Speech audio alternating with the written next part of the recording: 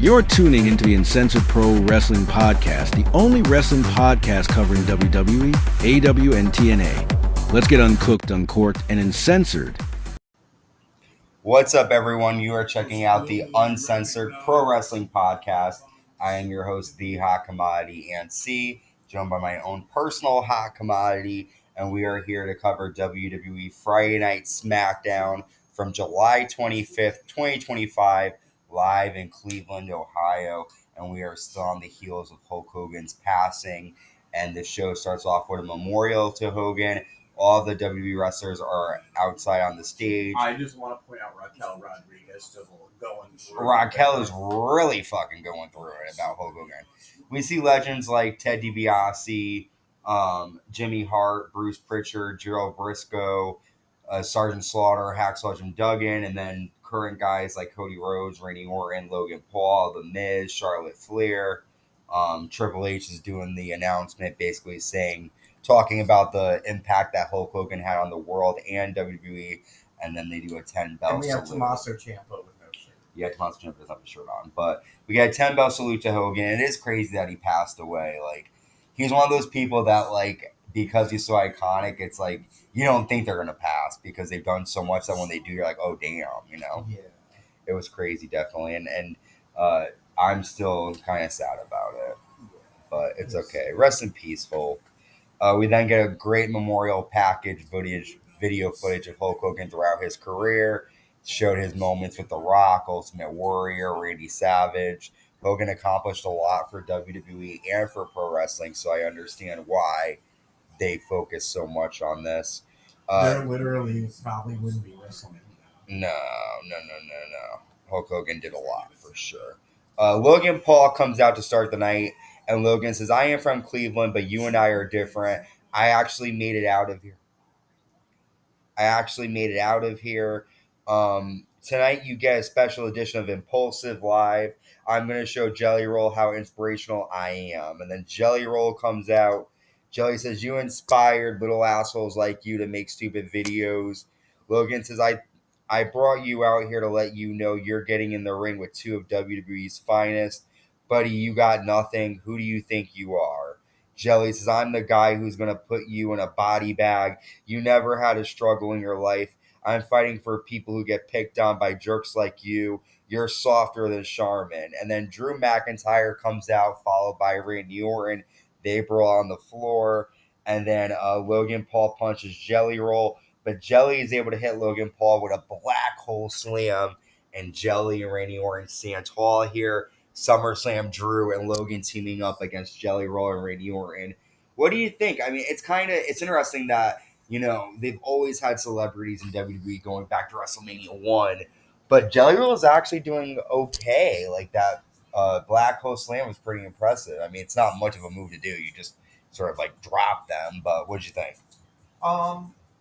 You know, like, I'm excited for the match, but I'm kind of not at the same time. Like, I don't know. I'm not feeling it. I'm not feeling Jelly Roll. I don't know why.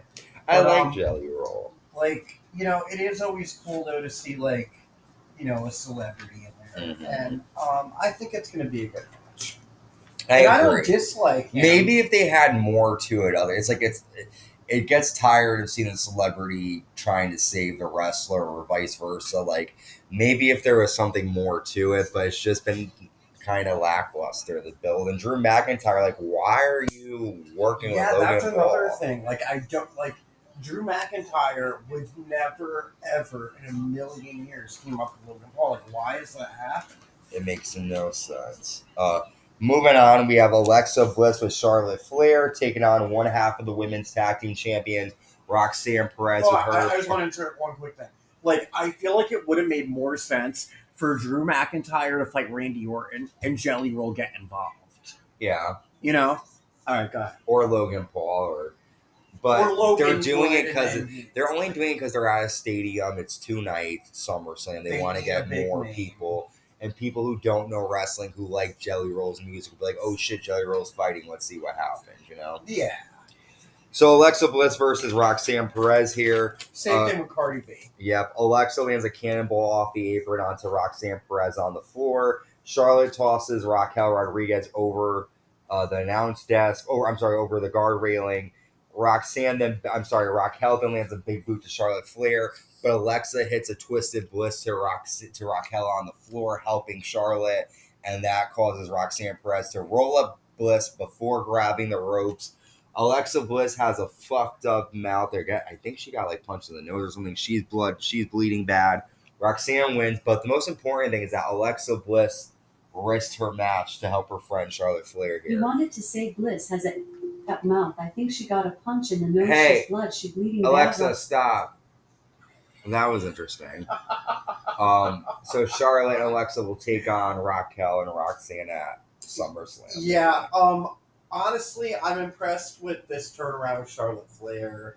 I'm starting to like her a little bit more. I like the storyline.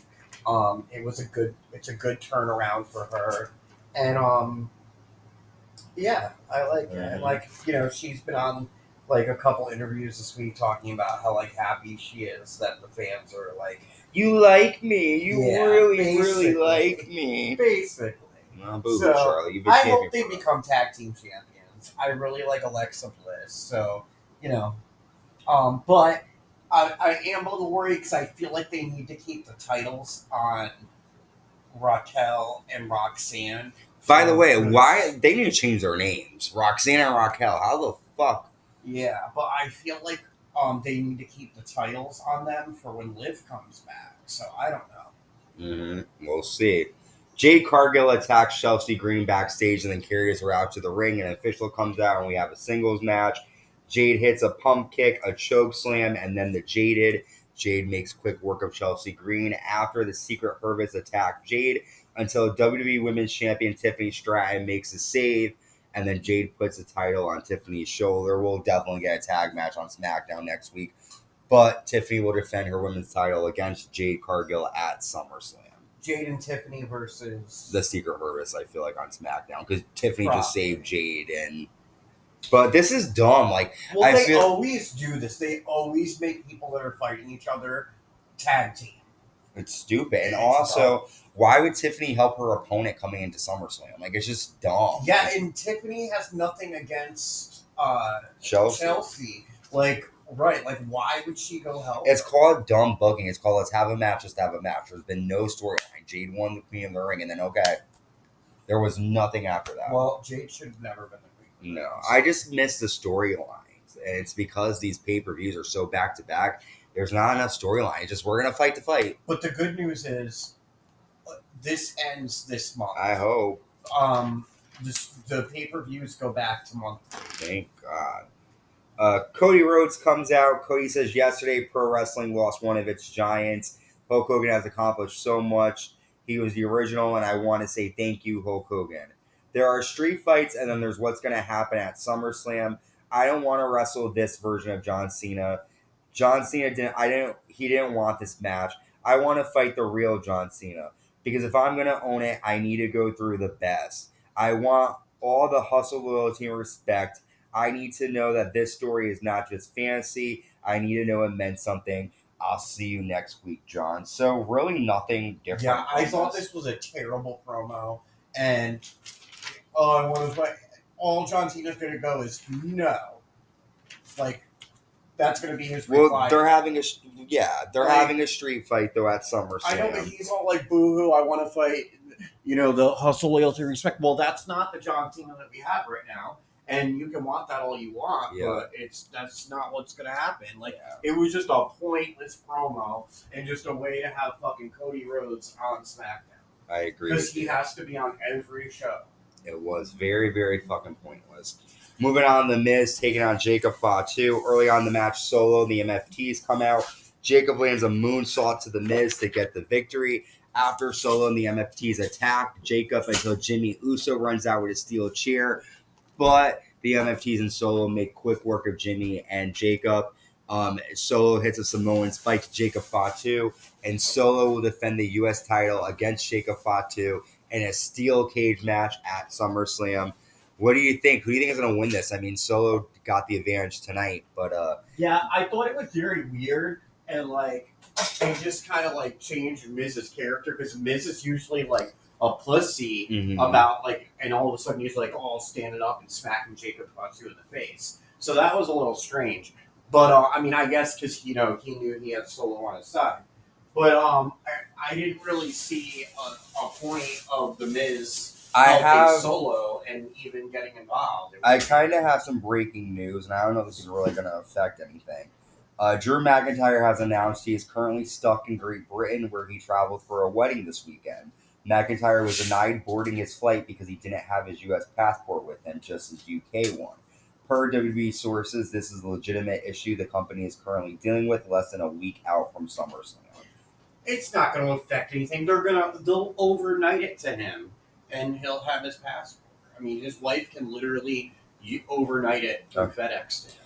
Well, that was just coming out, so I just wanted to say that. They're rich. Like, to overnight something to England probably costs hundreds of dollars, but for them, that's nothing. Our main event, the WWE Tag Team Champions, the Wyatt 6 with Eric Rowan, Nikki Cross, and Uncle Howdy defending against Andrade and Rey Fenix. During the match, Nikki Cross pulls the referee out, getting Andrade and Rey the DQ victory. After DIY, the Motor City Machine Guns, dude, it's just all the tag team divisions on SmackDown come out. They fight. Nick Aldis comes out and books a 6-team TLC match for the WWE Tag Team Titles at SummerSlam, and this is going to be crazy. There's never been I don't think there's been a 6-team TLC match before. But what do you think about this here? I think it's going to be it'll be a really good match because, they're all kind of like high flyer, like, they're all good tag teams, and it's been kind of boring. I think the tag team division's been kind of boring lately, and I feel like this match is going to be wild. Yeah, it's going to be crazy. I think it's going to be good. I think it's going to be very intense. I think everyone's going to be, going through it. But it's going to be crazy. You're going to see broken tables, broken ladders. It's going to be insane. I hope the Wyatt 6 wins, though. Or if they lose, get rid of the title and have them compete on the main divisions for let Uncle Howdy become U.S. champion or something. Well, we've covered all this episode of SmackDown. And I want to see Nikki Cross fight, too. Mm-hmm. This is a quick episode of SmackDown. Not a lot really happened here. It was very filler in terms of an episode. We've only got Raw and SmackDown before SummerSlam this weekend, and I really feel the build has been really shitty, and this SmackDown really didn't do it for me. There really wasn't a match that stood out to me or anything. It was just a basic night of wrestling. What do you think? Yeah, and I even, some of the matches are good, but, I don't feel like these are SummerSlam matches. I don't. Yeah, I agree. And the build, it's because the build hasn't been anything. No one really cares about the match. And the only match they're building is fucking the Jelly Roll match. Yeah, I agree.